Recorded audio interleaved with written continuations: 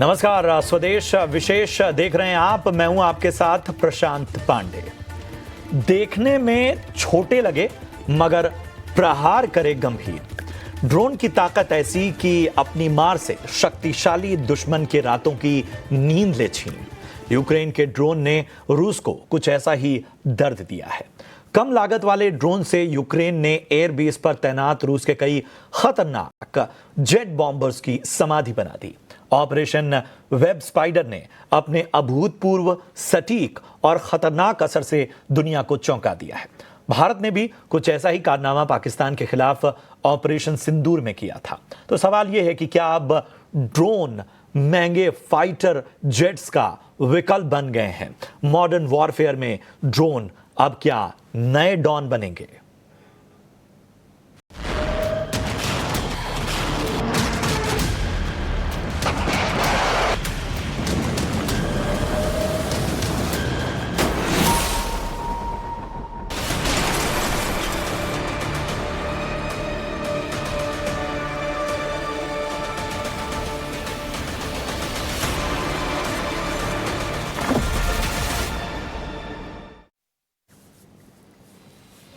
जी हां, यूक्रेन का रूस के जेट्स पर हमला हैरान करने वाला था, क्योंकि यह आम हमला नहीं था। इस हमले में प्रॉपर प्लानिंग थी। इस अटैक का तरीका ऐसा था जो रूस को भी चकमा दे गया।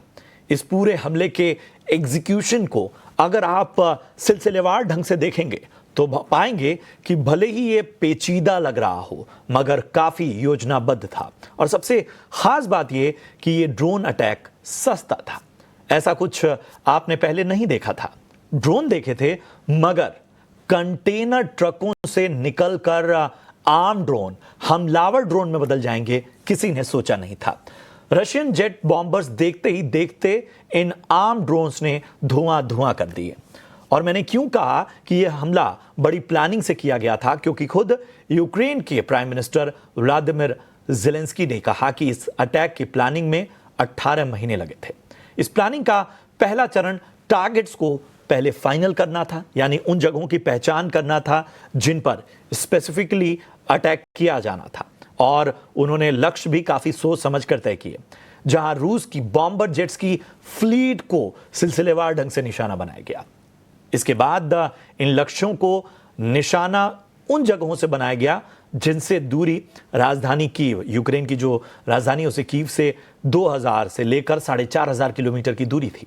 यूक्रेन के पास ऐसी लंबी दूरी के मारक हथियार नहीं थे, लेकिन उन्होंने जगह की पहचान कर ली थी, इसलिए उन्होंने ड्रोन टेक्नोलॉजी का इस्तेमाल किया।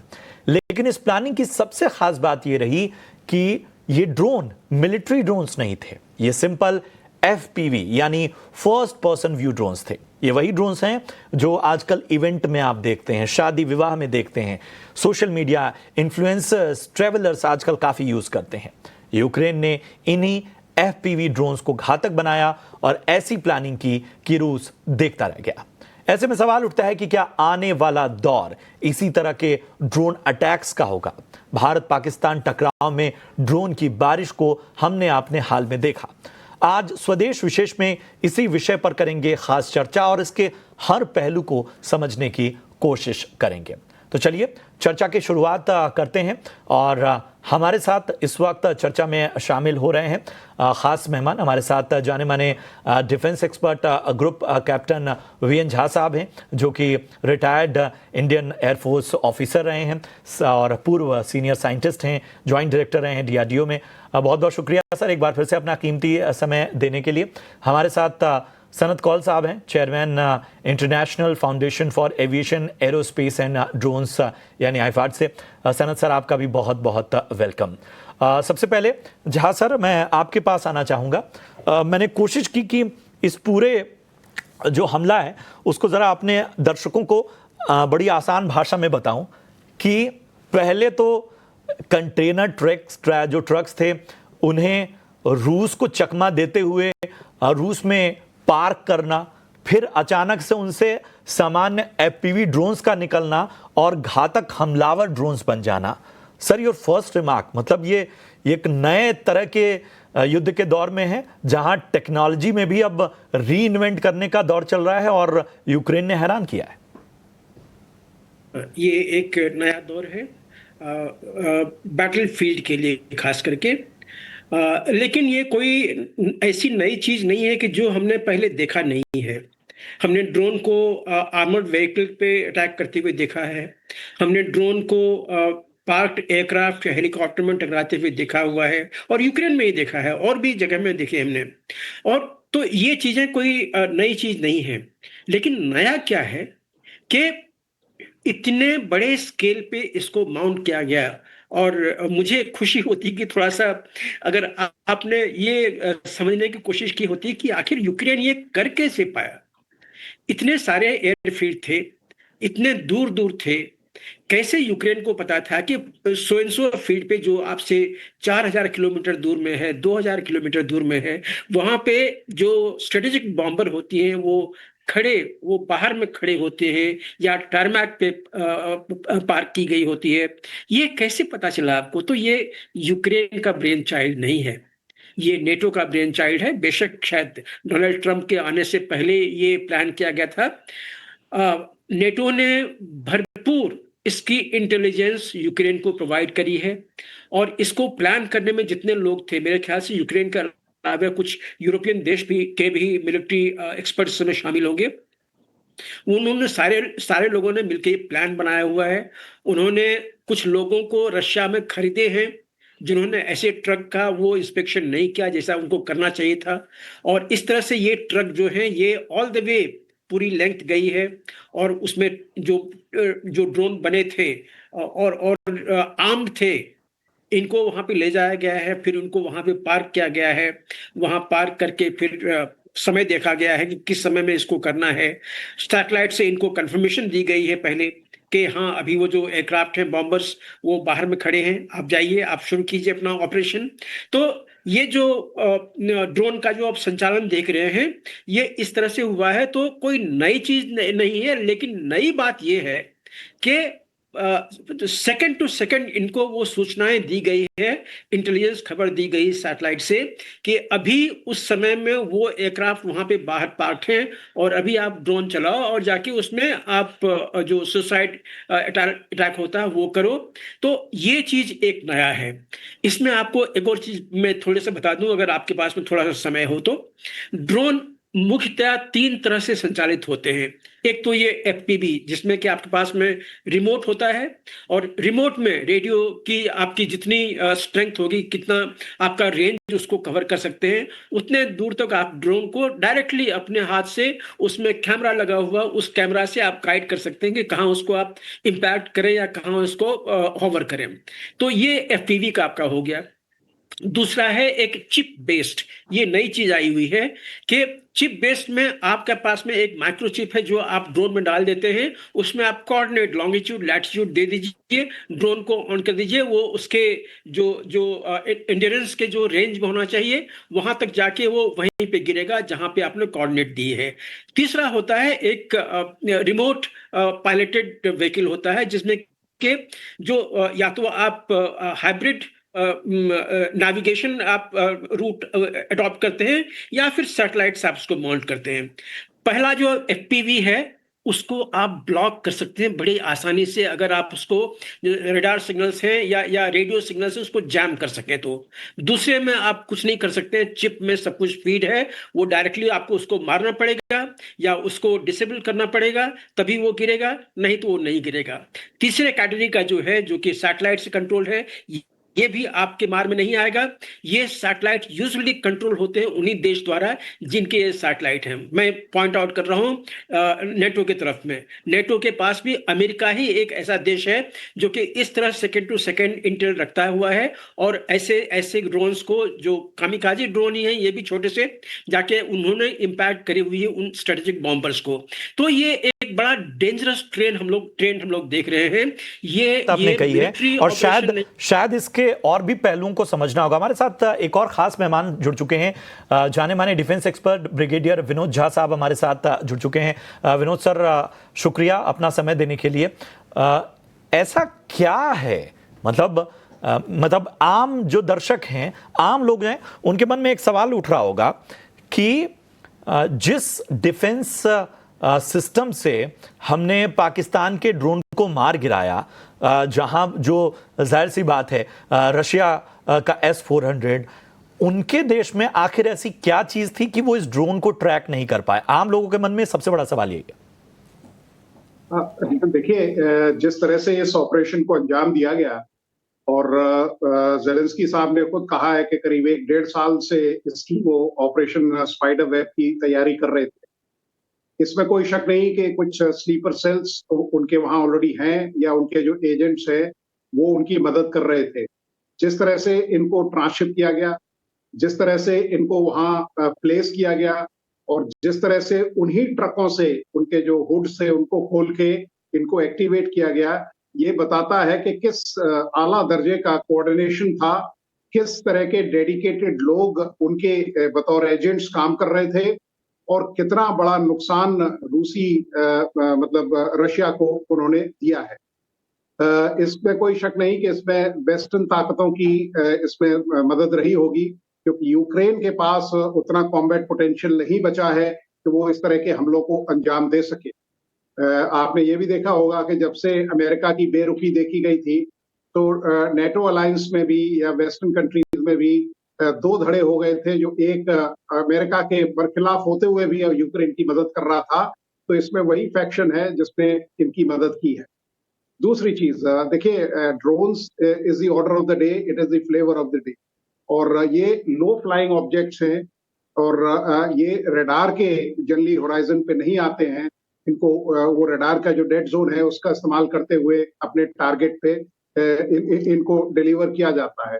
इसके अंदर 2-3 तरह के होते हैं। आपने जिस तरह से देखा, जैसे हमारा आपने जो एवाक्स हमने नष्ट किए थे पाकिस्तान में, वहां भी लॉइटरिंग एमिनेशन जो है, या जो कामाकाजी जो ड्रोन्स है, उनको इस्तेमाल किया गया है। They were loitering over the target area, and जब भी वो टारगेट को ट्रैक करके लॉक कर लेते थे, स्ट्राइक करते हैं। तो यूएवी कई मतलब किस्म के आ गए हैं, और ये एक बहुत ही बढ़िया, इफेक्टिव और कॉस्ट बेनिफिट वाला जो वेपन सिस्टम है वो है ये। तो मतलब इस ऑपरेशन की दाद देनी पड़ेगी, क्योंकि मुझे नहीं लगता कि इतिहास में वॉरफेयर में 6000 किलोमीटर दूर जाके दुश्मन के एरिया में इतना बड़ा नुकसान अगर कोई सेना पहुंचा सकती है, तो यकीनन वो अपना जो कहते हैं ना कि कॉम्बैट एज उनके पास है। और पुतिन साहब इसको बहुत काइंडली नहीं लेंगे, क्योंकि ये उनके लिए एक कहते हैं ना कि it is an attack on his soft belly. और जिस तरह से यूक्रेन ने करीब 4-5 हमले किए हैं जो पुतिन साहब को बिल्कुल पसंद नहीं आए थे, एक जो ब्रिज उन्होंने बनाया था क्रेमलिन में, और एक ये तो सबसे ही ज्यादा खतरनाक और लीथल ब्लो है यूक्रेन की तरफ से। और हमारे दोनों एक्सपर्ट एक बात पर पूरी तरह से सहमत हैं कि ये जो अटैक किया है यूक्रेन ने, ये वाकई गेम चेंजर है। ये इस तरह के कल्पना भी किसी ने नहीं की थी, और जितने अंदर जाकर ये काम किया है, 4000-6000 किलोमीटर तक अंदर जाके, ये अपने आप में उनकी प्लानिंग, और जैसा तमाम हमारे एक्सपर्ट भी मान रहे हैं कि इसमें उनकी मदद जो है वो उनकी चाहे स्लीपर सेल हो, चाहे नेटो हो, इन सभी के बगैर मुमकिन नहीं था। चलिए, मैं सनत सर आपके पास आना चाहूँगा। जैसा ख़ास तौर पे झा सर भी बता रहे थे कि ये नया नहीं है, हाँ बस तरीका नया है और सरप्राइजेज नए हैं। लेकिन इन सब के बीच में एक चीज़ है कि भारतीय सेना का भी जो FPV ड्रोन प्रोजेक्ट है जो 2024 में शुरू किया गया, ये भी अपने आप में बहुत प्रभावशाली है, और कई सारी कोर्स ने मिल के आर्मी की इसे बनाया है। क्या मॉडर्न वॉरफेयर में अब एसेंशियल हो चुका है खासतौर पे, और इंडिया की भी एग्रेसिव तैयारी इस ओर नजर आ रही है जब हम 2024 में ही FPV टेक्नोलॉजी के साथ प्रयोग करना शुरू कर चुके थे? देखिए साहब, इसमें मैं दो चीजें पहले कहना चाहता हूं। एक तो दो अंग्रेजी के वर्ड हैं, एसिमेट्रिक वॉरफेयर, यानी एक बहुत पावरफुल कंट्री है और दूसरा इतनी पावरफुल नहीं है, तो वो क्या करता है। और दूसरा टर्म जो इसमें यूज किया गया है उसका नाम है ट्रोजन हॉर्स। जो ट्रोजन हॉर्स वो है जो पहले ग्रीक माइथोलॉजी में आता है कि वहाँ एक बार ये घोड़ा बना के ले गए, उसके अंदर लोग भर दिए थे और वो आइलैंड ऑफ ट्रॉय में रख दिया था।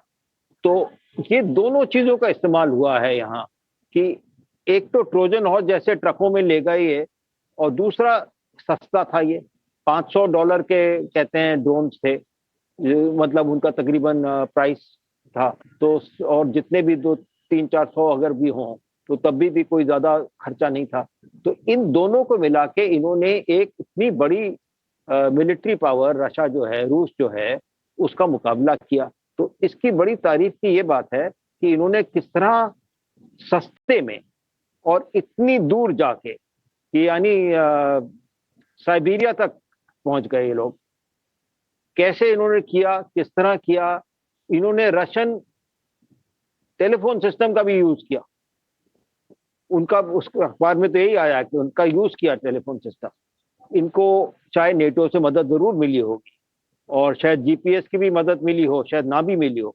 कैसे किया, उसमें चिप लगा के, ऑटोनोमस ड्रोन तो नहीं थे ये, बिकॉज वो कहते हैं कि वहाँ पायलट बैठे हुए थे यूक्रेन में, जो उसको आगे बढ़ा रहे थे, जो उसको क्लोजली मॉनिटर कर रहे थे। तो इसमें मतलब इनका बिल्कुल ही सस्ते में इन्होंने क्या 41 हवाई जहाज उनको उड़ा दिए। ये एक बड़ी बहुत ही अच्छी और विचित्र चीज है कि जैसे कैसे किया इन्होंने, और उसके लिए इनोवेशन आ जाता है इसमें कि किस तरह का इन्होंने नई नई चीजों का इस्तेमाल किया और किस तरह सोचा। वैसे जैसे झा साहब कह रहे हैं कि कोई नई चीज नहीं है, ये पहले से भी हो चुका है, अभी भी हो रहा है, पर नया एप्लीकेशन है। इसलिए इसकी एक बड़ी तारीफ की बात है कि इन लोगों ने कैसे एसिमेट्रिक वॉरफेयर किया, और जो ट्रोजन हॉर्स का कॉन्सेप्ट है डिसेप्शन का, जो है कि डिसीव करके ले गए और आगे जाके इन्होंने फिर उड़ाए ड्रोन। ये नहीं कि अपने यूक्रेन से उड़ा के ले गए। तो इसके लिए बड़ी तारीफ की बात है कि कैसे ये अचीव हो गया। और ये अपने आप में सनत सर आपने सही कहा कि मतलब एक तरह से केस स्टडी बन गया है। मतलब शायद दुनिया के तमाम देश इस पूरे एग्जीक्यूशन और बाकी सभी चीज़ों, हर डिटेल को बड़ी बारीकी से देख रहे होंगे। इन सब के बीच में वीएन झा सर, मैं आपके पास आना चाहूँगा। एक चीज़ समझ में आ गई है कि अब मॉडर्न वॉरफेयर में मशीनें जो हैं वो बहुत बड़ा एडवांटेज ले रही हैं। मतलब आप ये सोचिए कि, और एक बहुत बड़ा फर्क ये होता है कि भाई ह्यूमन लॉस कम हो, और जाहिर सी बात है ये टेक्नोलॉजी का दौर है तो उसका इस्तेमाल किया जाएगा। लेकिन इसमें एक चीज सवाल ये भी उठता है कि जो इसके अगेंस्ट टेक्नोलॉजी है, एंटी ड्रोन टेक्नोलॉजी, अब मतलब कहते हैं ना टू डाल डाल में पात पात, तो आपको लगता है कि शायद टेक्नोलॉजी में अब और रीइन्वेंशन हमें देखने को मिलेंगे, और इनोवेशन हो ही रहे हैं, और शायद ड्रोन अगर इस तरह से अपना चरित्र बदलेंगे तो एंटी ड्रोन जो सिस्टम्स हैं उनमें भी अब नए नए रीइन्वेंशन देखने को मिलेंगे। प्रशांत जी, हम लोग जब अभी बात कर रहे हैं, एज ऑन दिस मोमेंट जितनी टेक्नोलॉजीज ड्रोन्स में लगाई गई है या एंटी ड्रोन सिस्टम में लगाया गया है, जब हम और आप बात कर रहे हैं तो आप ये मान के चलिए कि किसी न किसी लैब में, किसी न किसी ऑफिस में, किसी न किसी ड्राइंग डिज़ाइन टेबल पे अभी नए इनोवेशंस ड्रोन या एंटी ड्रोन सिस्टम में डाले जा रहे होंगे। ये इतनी रैपिडली इनोवेटिंग टेक्नोलॉजी है कि आज जो चीज़ है कल वही चीज़ चेंज हो जाएगा। तो जहां तक हम लोग एंटी ड्रोन सिस्टम की बात करते हैं तो देखिए, हमारा सबसे जो आसान एक इनोवेशन था डीआरडीओ में, D4 आपने सुना होगा कि D4 एक सिस्टम बनाया था जिसमें एक छोटी सी रेडार थी। उस रेडार में छोटे जो टारगेट्स थे ड्रोन, उसकी सिग्नेचर बहुत छोटी सी होती है, उसको थोड़ा सा ब्लो अप करके दिखाया गया था कि हाँ आपकी तरफ में ड्रोन आ रहा है। जब ड्रोन आ रहा है तो आपने उसको डिटेक्ट किया, उसके बाद आपने उसको डिसेबल करने के लिए उसमें एक जो जैमर है, आपने उस रेडार की फ्रीक्वेंसी पकड़ी जो जिससे वो गाइड हो रहा है, उस रेडार को, उस फ्रीक्वेंसी को आपने जैम किया। तो जो ये एफपीवी है, जो फर्स्ट पर्सन जिसको पायलट कर रहा है, वो ड्रोन जो है वहां पे गिर जाएंगे, वो आगे नहीं बढ़ेंगे, वो इस तरह के अटैक नहीं कर पाएंगे। उसके बाद अगर वो ड्रोन और आगे बढ़ा तो आपके पास में DEW है, डायरेक्टेड एनर्जी वेपन है। उसी DRDO के D4 में लेजर टेक्नोलॉजी की बीम लगी हुई है जो काफी हाई इंटेंसिटी वाली बीम है जो कि ड्रोन को खत्म कर सकती है। तो ये D4 हमने अभी देखा हुआ कि कुछ जगह में ट्रायल बेसिस पे अभी उसको यूज किया गया था। तो आने वाले दिनों में ये ड्रोन जो चीजें हैं, ये इसमें इनोवेशंस दोनों तरफ में होंगी। जो जहां तक एक कॉम्बैट जो व्हीकल है ड्रोन का, जिससे आप अटैक करना चाहते हैं, उसमें रेगुलरली इसमें इनोवेशन होता रहेगा। और दूसरी तरफ इसको जो नलिफाई करने के लिए जो एंटी ड्रोन सिस्टम है, वहां भी आपको दिन रात मेहनत करती रहनी पड़ेगी, क्योंकि आपने अगर एक सिस्टम बना लिया और बैठ गए, तो आप ये मान के चलिए कि जब अगले बिल्कुल। दिन में आप उसको शायद वही है, वही शब्द मैंने यूज किया, शायद री इन्वेंट करते रहना पड़ेगा। और शायद जैसा आप कह भी रहे हैं, ये जिस वक्त हम बात कर रहे हैं उस वक्त भी कहीं ना कहीं इसके अपग्रेडेशन, इसके और ज्यादा उन्नत होने की बात और काम चल रहा होगा। विनोद सर, मैं आपके पास आना चाहूंगा।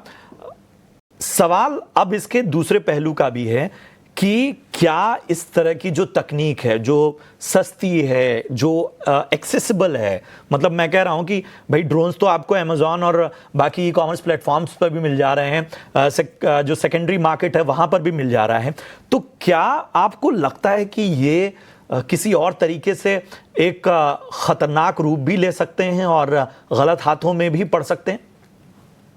देखिए, यकीनन आप ये देखिए, ऑलरेडी अभी तक हम इनोवेशंस की बात कर रहे थे, क्योंकि भारतीय सशस्त्र सेनाओं में जब भी किसी अफसर का चयन होता है, तो हमारे यहाँ करीब 2 दिन उसे ग्रुप टेस्टिंग ऑफिसर टेस्ट करता है ऑन सर्टेन इनोवेटिव आइडियाज।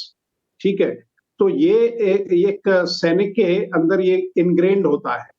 दूसरी चीज देखिए, जिस तरह से टेक्नोलॉजी बदल रही है, जिस तरह से हमारे जो मतलब आगे आने वाला जो दौर है, उसमें आप ये देखिए कि जब तक इन सब चीजों का चलन रहता है, अगर आप फर्स्ट, मैं थोड़ा तारीख में जाऊंगा, अगर आप फर्स्ट वर्ल्ड वॉर देखें तो it was a trench warfare.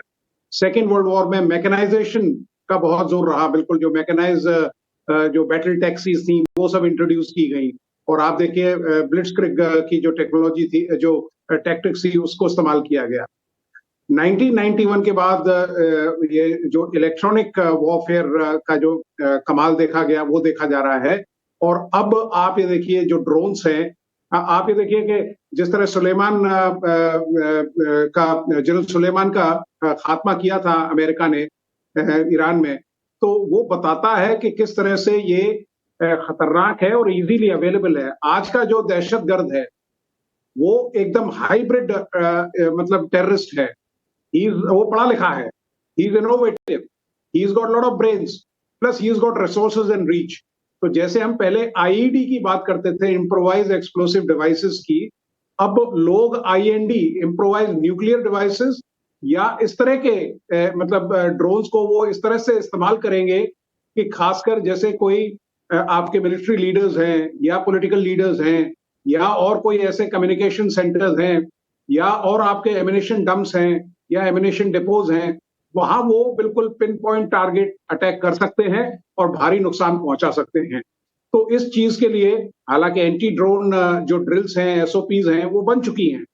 और जैसा अभी झा साहब ने भी बताया कि देखिए, इनोवेशन में हर आदमी रोज नई की नई चीजें सीख रहा है। बिल्कुल बिल्कुल। और ये भी पूरी दुनिया को नहीं भूलना होगा कि ये जो चीज़ें, जैसा आपने बताया भी कि मतलब आप तमाम रिपोर्ट से गुजरिए, इंटेलिजेंस के जो इनपुट्स और तमाम जो बातें सामने आती है, उसमें नज़र आता है कि आज के दौर का जो टेररिस्ट है, जो आज के दौर में दहशतगर्द है, वो एमबीए किया हुआ है, वो इंजीनियर है, वो प्रोफेशनल रह चुका है, कोई डॉक्टर रह चुका है।